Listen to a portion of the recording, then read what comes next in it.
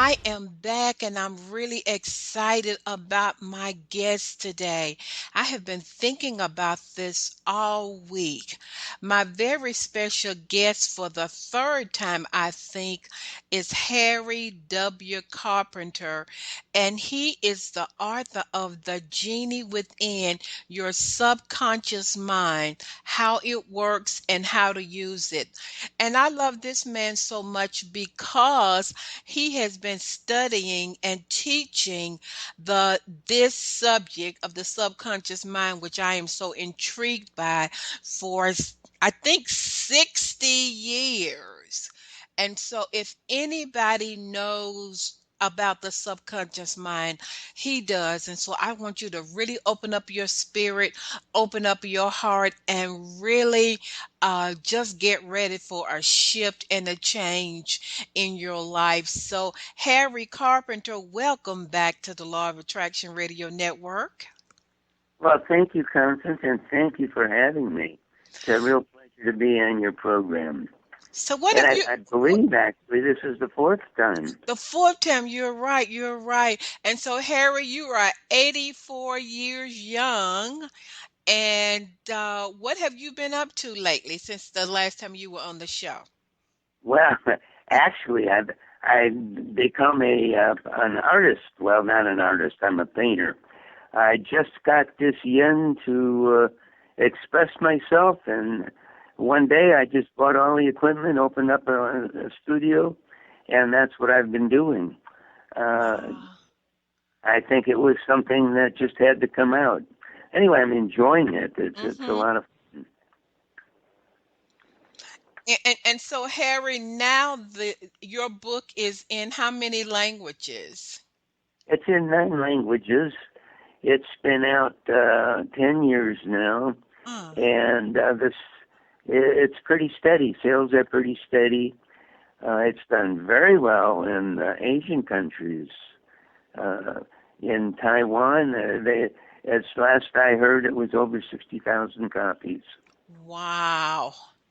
I mean, did you ever believe it's just so powerful? And whenever I'm walking, I have listened to your podcast where I recorded you over and over and over again. And Harry, every time I listen to it, I'm like, how did I miss that? So today we're going to be going back to the basics of the subconscious mind, what it is, and how to use it. So Harry, why should anyone or someone be interested uh, in his or her subconscious mind?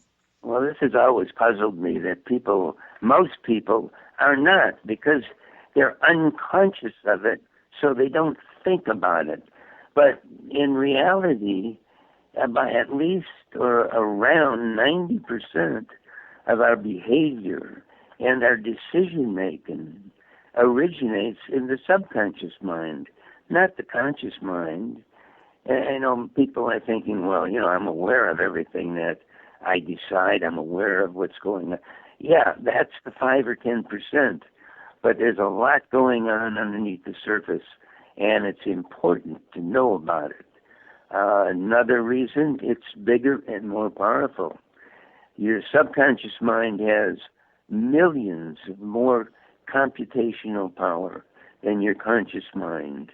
It's faster.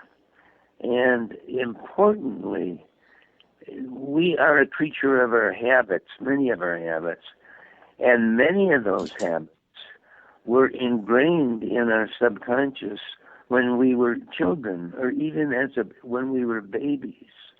And those habits are no longer applicable now that we are adults.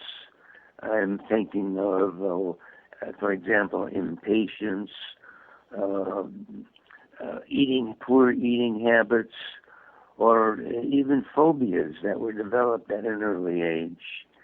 And lastly, and importantly, your subconscious is always seeking goals. Now, the question is, who's giving it these goals? Mm. Are you giving it the goals, well thought out goals, or do they come from relatives, parents, friends, and even televisions? So it's an important factor to work out your own goals. Wow, I love that it's always seeking goals. And so if somebody doesn't have any goals, it'll just keep defaulting back to those old goals that people may not want in their lives anymore. When I'm teaching the class, uh, that's the first thing I have the students do is take out a pencil and paper and write down your goals, short term, midterm, and long term. Put it away, look at it occasionally, but make sure that you have set goals in your subconscious mind. Otherwise, it's haphazard. You don't know Wow. what you're seeking. And remember the That's quote from Emerson: "Be careful what you wish for you will surely get it." mm, that's powerful. So Harry, what can the subconscious mind do for us? Well, it's almost, I won't say infinite, but many things. Uh, it can lead us to success in whatever we do. I'm convinced that successful people use their subconscious mind much more than the average person, whether they know they're using it or not. But successful people are usually have definite goals. They have a target that they are working towards. They Hmm. are directed. They're more focused and even more intuitive. Another factor is health. It's uh, in fact, it's a new science, psychoneuroimmunology. It's been proven, and it doesn't get much publicity anymore. But the mind and the body are connected, and the mind communicates with every cell in your body, and every cell responds. So there's two-way communication going back and forth. And an excellent book that explains this is Molecules of Emotion by Candace Bird. And Mm. yeah, that's there are habits. You can change habits that I spoke of before. If you have a bad habit, you can reduce stress. Sleep is another important thing. Wow. People don't realize it, but I'm sure maybe it's even happened to most of us. We get 8 hours sleep and we wake up and we're tired. Yeah. That's because we didn't relax those inner core muscles. In order to totally relax and allow your body to regenerate and rejuvenate itself, you need to relax all those little muscles that allow the blood to go through those little blood Through the capillaries. arteries. Mm-hmm. And that is a subconscious process. That's an involuntary muscles. So you have to learn how to really relax. That's an important factor. Physical skills, uh, uh, sports, it's almost mandatory. I think that's the one field now that Mm-hmm. really accepts the mind-body relationship and the need for the understanding the subconscious mind. Uh, you you cannot do a sport, a function in a sport, with your conscious mind. You have to relax and let the subconscious mind do it. Uh, Students can improve their grades, and what's great about all this, Constance? It's all effortless. Effort is a conscious mind activity. So if Wow. you're going to use your subconscious mind, you have to let it do its work. You have to let it do it naturally, and that is effortless. That's amazing because so many people are trying really hard to change their subconscious programming.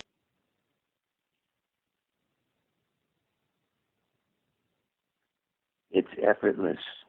And yes, uh, May I just point out something? There are one-word affirmations that I was hoping to get to later. But one-word affirmation is try. When you try to do something, what do? You try and try again. To Mm-hmm. try is to fail.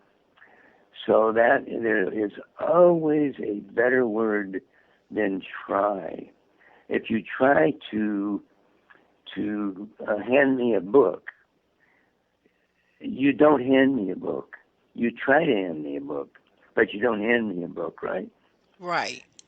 So when I used to teach class, I would give this lecture about try, and invariably somebody would come up and say, you know, I've been made this affirmation up, and I try so hard, but it just doesn't work.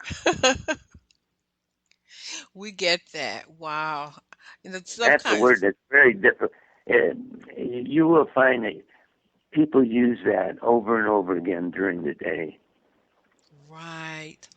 Sometimes when my clients say, well, I'm going to try to do that, I'm like, you need to take that word out of your vocabulary.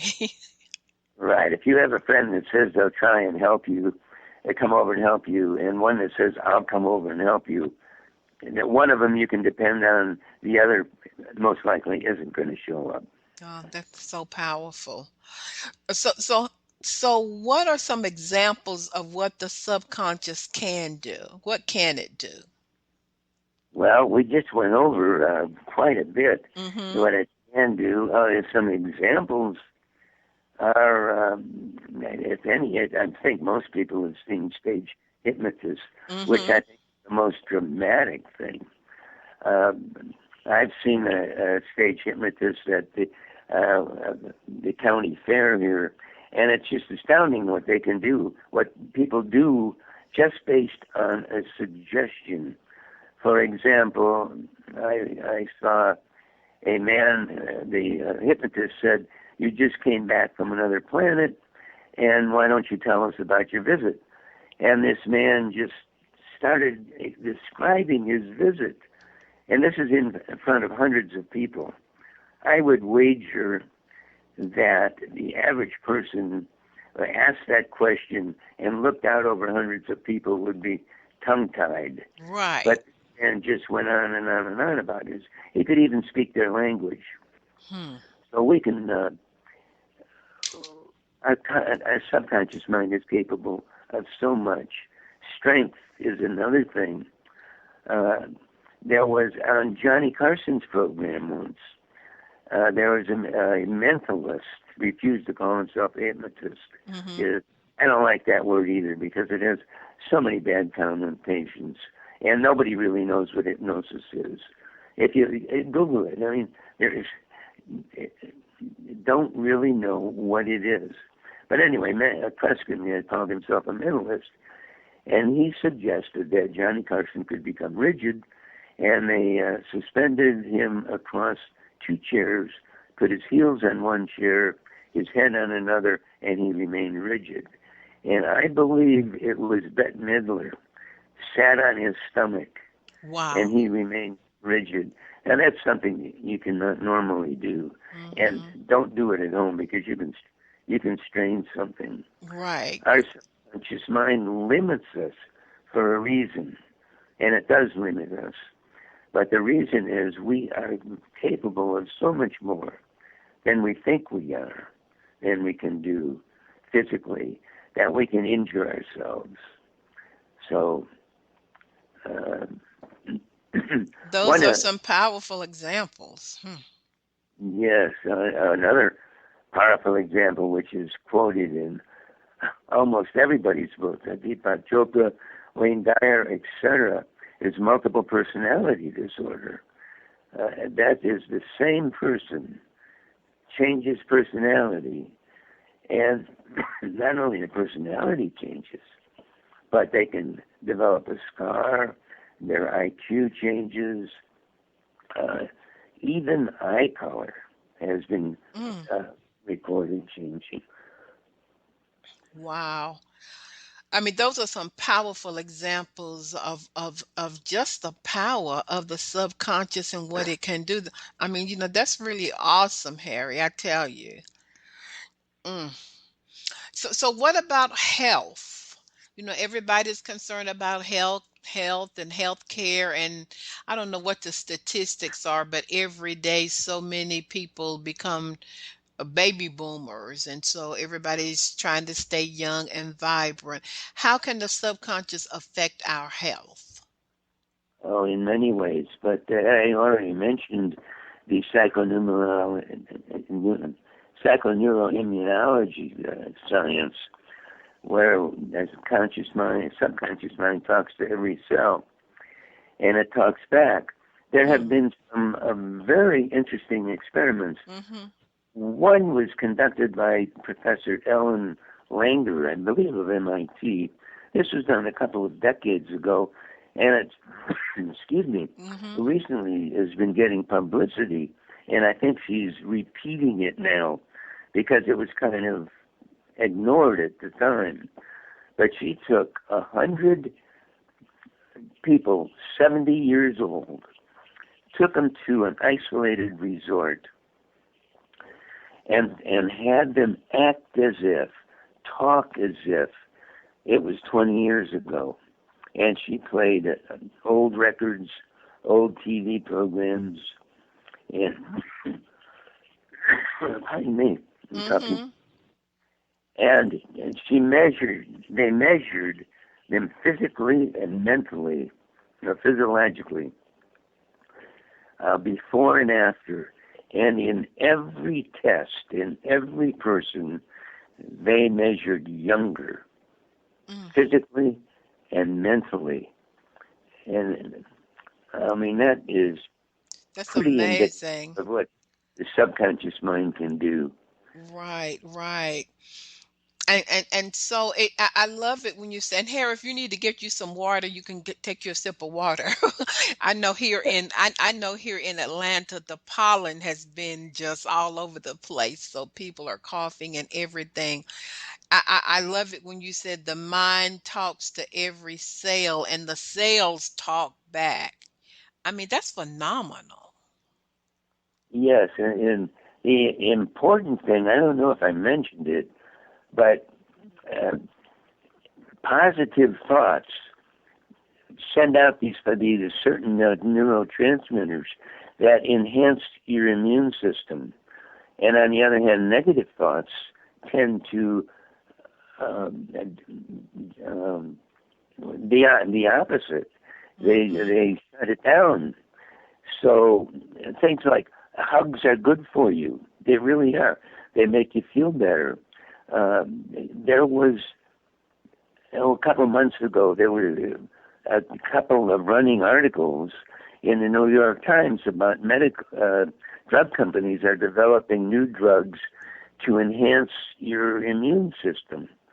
Well, that's great, and I hope they're successful. But really, all you have to do is think positively, be a positive person, and enhance your immune system. There's if we have time, I have my favorite story is about this subject, and you remember the PBS series on Dr. Harriet, James Harriet, Hmm. all pictures great and small, all the quaint little stories in Yorkshire, England, and he was a veterinarian, and one day he visited this farm, and he saw a ewe, um, EWE, of course, ewe, Hmm. very distressed, had an infection, and Harriet wanted to take care of the ewe, and the farmer said, "No, I don't want to spend the money on her. She's going to die anyway." So Harriet said, "Well, let me give her some vitamins." What he did was he attempted to euthanize her because she was in such distress. Well, a couple of weeks later, we ran into the farmer in the pub, and the farmer said those vitamins were a miracle. He said that you slept for 3 or 4 days, and when she woke up, she was perfectly healthy. Well, Harriet was astounded, but later he thought about it and he realized what happened. She had this serious infection. She was in pain. Was fearful. She was afraid, Mm-hmm. and it shut down her immune system. So the infection flourished. But as soon as she was put to sleep, there was no pain, no anxiety, and so it allowed her immune system to kick into gear, and she cured herself. And so that's why it's important to be positive, think positive. Uh, what you think is extremely important. Wow. That's awesome. I'm intrigued by the subconscious, and I reread your book again this week, and I'm just saying we're going to give listeners an opportunity to find out your website, but you've got to get this book. I mean, it's just one of the books that you must have. So, Harry, basically, what is your message? Well, I have three kingpins that I like to stress, Okay. and one is the subconscious is so different, which we've already discussed. But you have to realize that, and you have to realize you can't divorce your subconscious mind. You are married to it for life. You have to learn to get along and to work together. Uh, just a couple of things that emphasize the difference. The subconscious mind is bigger. The subconscious mind communicates differently than we do, or our conscious mind. We communicate right now. We're communicating in words. Right. Subconscious mind communicates in images, Mm. emotions. It's not logical, which always reminds me of TV ads, but that's another subject. The subconscious mind is not mature. Hopefully, our conscious minds are mature. Time is different. The subconscious mind only operates in the now, where the conscious, Mm. of course, we have the future, the past, and the present. The important point is the functions. The voluntary functions, of course, are controlled by the conscious mind, but there are many, many, many more involuntary functions in our body, all controlled by the subconscious, which can do trillions of things at one time, Mm. whereas the conscious mind can only do one thing at a time. That brings us back to sports, which you cannot go through a complex physical uh, motion like swinging a golf club using the conscious mind and swing smoothly and powerfully. You have to do it with a subconscious mind. Anyway, back to differences. Memory, of course, the memory of the conscious mind is short. Memory of the subconscious mind, believe it or not, is essentially infinite. It Mm. can remember and does remember everything. The subconscious mind doesn't sleep, and the important thing is many people are being led by the subconscious mind, which is immature, may have some counterproductive habits, whereas what you want to do is learn how to make the subconscious mind your genie and have your conscious mind be the leader. Wow. Harry, So when you said the subconscious mind, you know, I got that. As I was walking one day listening to you, one of our old recordings, when you said it's most impacted by images, etc. And I realized why visualization is so powerful.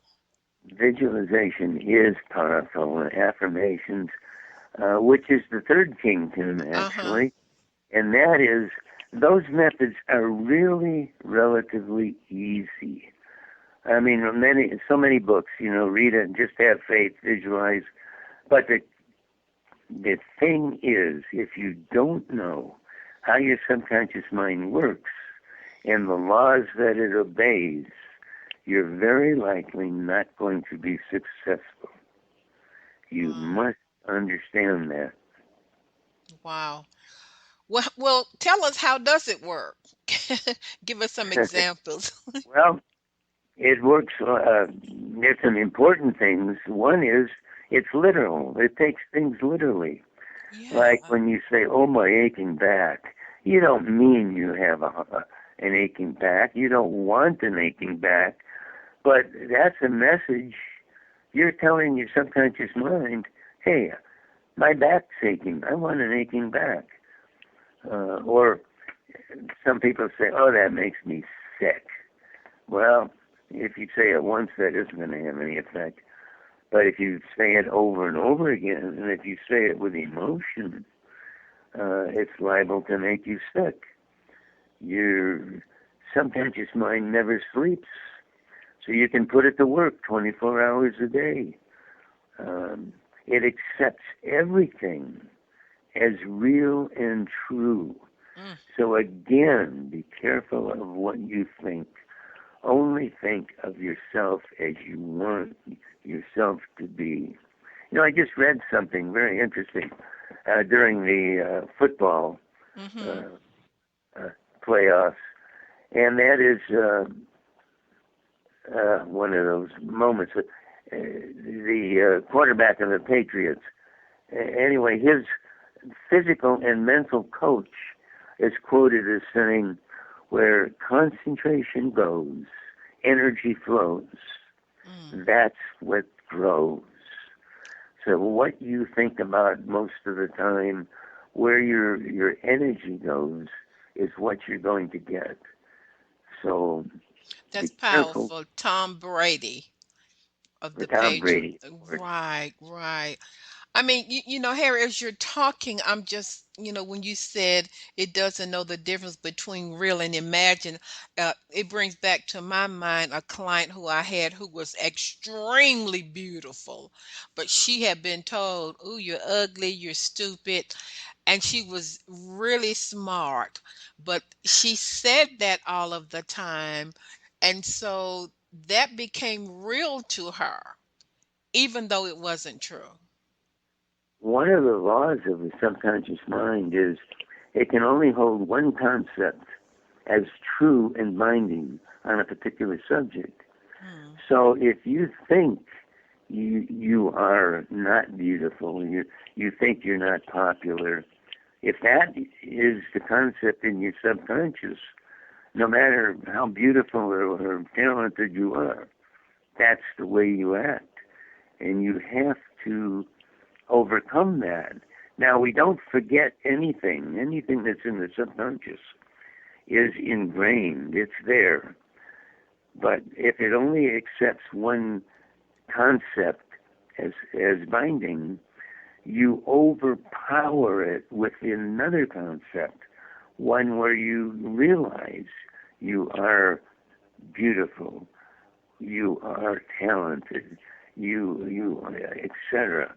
And you ingrain your subconscious mind with that new concept until one day that's the binding concept, and that takes over. Maxwell Maltz wrote a seminal book. Uh, so again, I'm not thinking of it of, Mm-hmm. of of the name, but he found that when he conducted surgery, he was a plastic surgeon, and when he took somebody who had very, let's say, grotesque features, and he made them a good-looking person, sometimes they changed, sometimes they didn't. And he figured out it was mental, not physical. It's Wow. our attitude, what we radiate from the inside. So we have to feed that image that into the subconscious. So, Harry, I've heard you talk about that when you program or reprogram your subconscious, that it has to be done in the alpha state. What do you mean by that? The alpha state, there are essentially four states of mind. Okay. There's the awake state, which I hope is what we're in right now, Mm-hmm. where we're very aware of everything around us. We had to be to survive familiar all these years. And then if you relax and kind of daydream, you drop into the alpha state, which is a normal state. Everybody goes into it, in and out, all the time during the day. You just don't recognize it, unless maybe you're really daydreaming and staring at the wall. And then if you drop down farther, you go to sleep. That's the delta state. In between the alpha and the delta is called the theta state, which is a very narrow range, but is an important range because that is where we are creative, where we understand, we solve problems. We can come back to that because Mm-hmm. that is so interesting. I have some examples of problem solving that has happened to me. But back to the main thing. The alpha state is the doorway to the subconscious mind. It's like the difference between an incandescent bulb and a laser. If Mm-hmm. you talk to your conscious mind, subconscious mind, and attempt to reprogram it, in that when you're in a conscious state, it's going to be counterproductive because your conscious mind is it has that little voice on your shoulder. Oh yeah, sure, you can do that. No way, you've never done that before. You can't do it again. It it, it has that little voice that keeps. Right. But if we just kind of relax, go into that daydreamy state, and then visualize what we want, then we are in that alpha state, and we're talking to our subconscious mind. Now, once you do that and you come out, forget it. Don't think about it in the awake state, because it can negate. It can work Mm-hmm. against. So that's the importance of the alpha state, and very few people or books or teachers mention that, but it's a kingpin. You have to be aware of doing your programming in the alpha state, and when you do that, like I said, it's like a laser.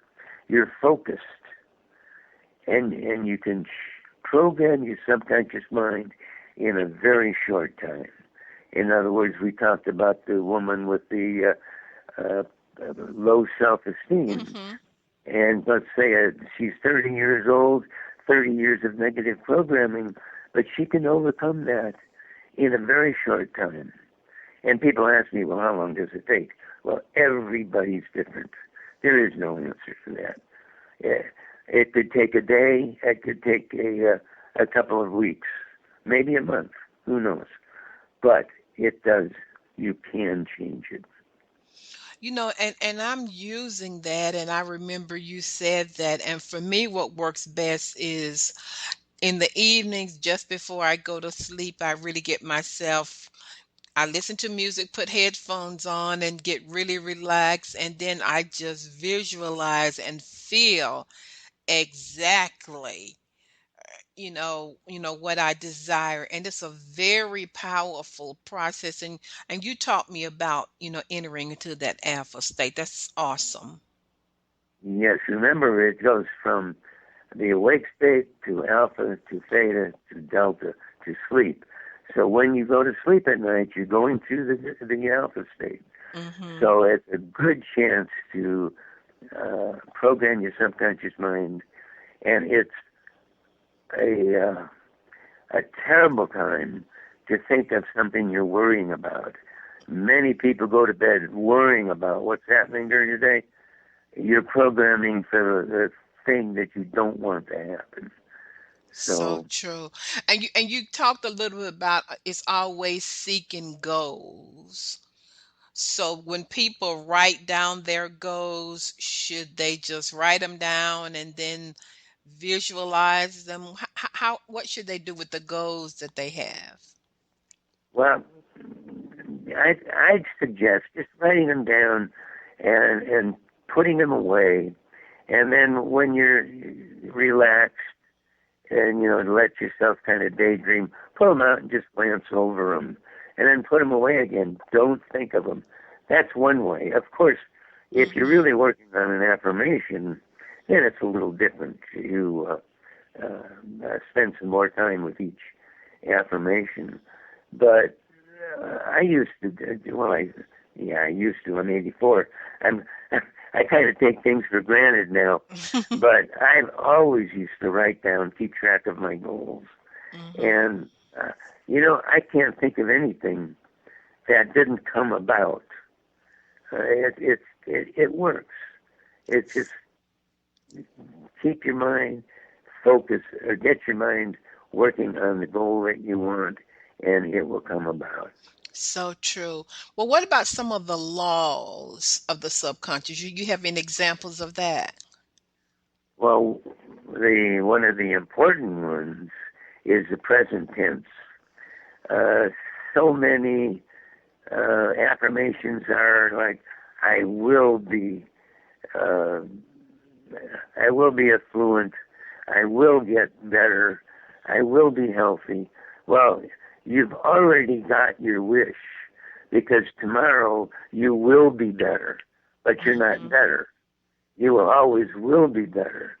You remember, your subconscious only works in the now, the present. So you have to word your affirmations, think of do your visualizations in the present. I will is the same thing as saying I'm not. As if I say I will be better, you're admitting you're not better. But what you want to do is give the goal to your subconscious in the present tense, which means you have to visualize it and know that you are already better. And what about what is the law about accepting only one dominant concept? What does that mean? Well, we talked about that in the self, and some people are double-minded. In other words, let's say somebody's 20 pounds overweight and they want to lose some weight. So they write out an affirmation and they go through the ritual of repeating it every day in the alpha state, or they're repeating it. But if their subconscious mind has a concept that they are overweight, in other words, the conscious mind says, I'm not overweight. The subconscious mind says, let me rephrase that. They're eating for a gratification of that's a better example. They're eating for gratification, and so they want to change that habit. But it has to be the same affirmation in the conscious mind as the subconscious mind. And I'm not being very clear about that. Yeah, I understand exactly what you're saying. That's But and you have to be agreement. that's why many times people consciously want abundance and wealth, but that subconscious said, "Oh no, you've been poor all of your life. Your mama was poor, your daddy was poor. Look at your life, you living paycheck to paycheck." But consciously they're saying, "I'm wealthy, I'm rich, etc." Exactly. Right. So you Wow. have to change that concept in the subconscious mind so you can become successful. What about willpower? Well, that's the same thing. The will, what people don't realize is that the will is in the conscious mind. I will myself to be wealthy. I will myself to be a good golfer. But the power is in the subconscious mind. If the subconscious mind has a different concept, then you are double-minded. You have to change that concept in the subconscious. And that's one of the many methods And two, you've mentioned visualization or using an affirmation, doing it in the alpha state and changing that concept in the subconscious, and then you become single-minded and you will be successful. Yeah. Expound on expectation. I've been doing a lot of study about that lady and have been intrigued by the power of expectation. What the subconscious mind, what you expect to happen usually comes about. So the epitome of expectation is in placebos. I'm sure everybody's heard of placebo, Mm-hmm. which is a pill identical to the real pill, but it's nothing but a sugar pill. It has no medical benefit whatsoever. However, in study after study, without exception, when they have different groups, and one group gets the placebo, one group gets the new drug, at least at least 33% of the people who get the placebo get the same benefits as those who get the real drug, Mm. which really complicates drug testing because most drugs are not 100%. In fact, there's a article in Psychology Today about a decade ago. I have it on file someplace, but I won't mention the drug. But it makes people feel better for people who have had anxiety. Mm-hmm. Well, when you really analyze the data, and this was in the magazine, and you look at the influence of the placebo, the drug really can't be proved to be effective, and it has side effects. So,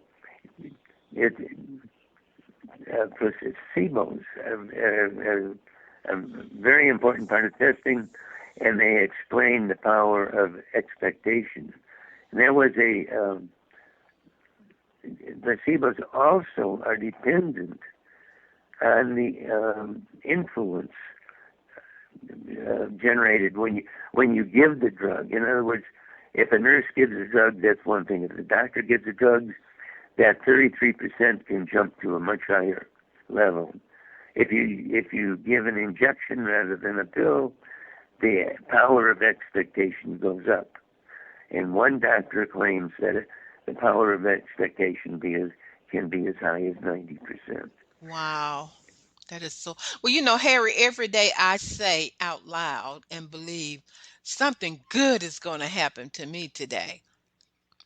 That's I say wonderful. that, You're and expecting I something say, good. and it always does. I look for it. I expect it. I'm like, I Yeah. wonder what it is, and just wow, just expecting, changing what we expect. So you gave some easy examples of how we can really reprogram our subconscious. You talked about. Um, just affirmations and visualizations. What other examples can you share, some easy methods that we could use? Well, a couple of real simple ones. The first one is one-word affirmation. Mm. And usually an affirmation, when I write an affirmation, it's several pages and Mm-hmm. takes maybe 10 minutes. I cover all bases. But you can use a one-word affirmation because words have two meanings. One is a definition. In other words, if I would say mother, the definition of mother is a female parent. That describes Mm-hmm. it, defines it. But the connotation that it brings up has many connotations, and all those connotations are different in everybody. So if I was to hit my finger with a hammer, and I say "ouch," well, ouch. What does that bring up? Pain. I know that Mm-hmm. it's associated with pain. Well, pain is not what I want. So I would think of numb, rather, as a one-word affirmation. A favorite affirmation of mine is I used to, when I was working, I come into my office and there'd be a stack of phone calls to return. There'd be I had two tables and a desk in my office. At least one table would be full of reports that I was writing, and I'd come in and think, "Oh my gosh, how am I going to get all this done?" And of course, you're giving yourself an affirmation, or you're saying, "Oh, I'll never get through this." Well, that's a terrible affirmation to give yourself. You know you're going to have to do it. You know you're going to do it. So just say done. Done, Mm. and get to it. Get right on it. So one-word affirmations work very well. Another method, which was one of my favorites, is called the crock pot. And you know what that is. It's a slow Mhm. cooker. You get up in the morning, you throw some vegetables and meat in the crock pot, and you put it away and forget about it. Come back in the evening, and your dinner's ready. Well, the subconscious is the same thing. Remember, it doesn't sleep. It works 24 hours a day, 7 days a week. So you turn over a problem to your subconscious, and then you forget about it. And then sometime these little ideas will turn up. Solutions to your problems will just pop into your head. Uh, there's a Reverend Butterworth who had a radio program in New York, used to say that he never prepared a sermon. I mean, my goodness, I would have all kinds of anxiety going Right. into a radio program without preparing. But what he did is he'd take a piece of paper and he'd say, okay, the sermon for such and such a date, and he'd write down all his ideas, and then he'd put it in the drawer. Well, that's turning it over to his subconscious mind in the crock pot. And during the interim, the subconscious mind is organizing this sermon, collecting ideas as they occur. And so it really isn't quite spontaneous. Wow. Well, we have about 5 minutes left, and I want you to share about the Genie Within Productions. How can people get your book? How can they get your conditioning CDs and anything else that you have to offer? Certainly, I'd be glad to. Well, of course, the book, as you mentioned, The Genie Within Your Subconscious Mind, How It Works and How to Use It, is available in paperback, in ebook, and audio, all available on Amazon.com. Mhm. The audio book is also on Audible and iTunes. The conditioning CDs are available on my website, which is thegeniewithin.net. And if it isn't already, it can also be .com. But you do the geniewithin.net. And I have all the exercises in the book on one CD, and except for health. I have a Mhm. separate CD for health. I think that is so important. You know, everything else is kind of insignificant if you don't have your health. I So have a true. metronome CD, which is nothing more than a clicking sound that takes you into alpha or theta. So just to relax, or as background when you're doing affirmations. Uh, I was writing a monthly newsletter, but the distribution got so large, I decided I just put it in an ebook. Mhm. So there is The Genie Within, the Essays, which is an ebook available on Amazon.com for a uh, huge 99 cents. Yeah. Yeah, but there are some very good tips in it, some very interesting subjects on exercise and using the subconscious mind.